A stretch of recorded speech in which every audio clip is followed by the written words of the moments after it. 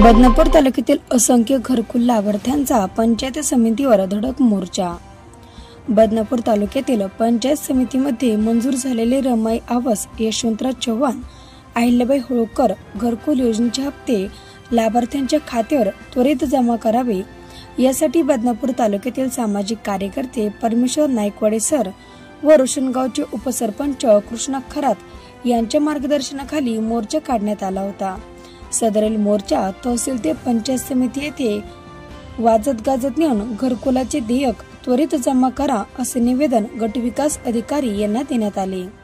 त्यानंतर लाभार्थ्यांनी आग्रह धरून गटविकास अधिकारी यांच्याकडून घरकुल हप्ता 8 दिवसात जमा होईल असे लेखी पत्र घेऊनच मोर्चाची सांगता केली। यावेळी मल्हार सेनेचे मराठवाडा अध्यक्ष पांडुरंग कोल्हे, बालाजी कानोले, सुनील कुंडकर, दीपक मिसाळ, कैलास वैद्य, बकाल, कोल्हे, खरात, मगरे, वीर, कुरेशी, दाभाडे यांच्यासह अनेकांची उपस्थिती होती।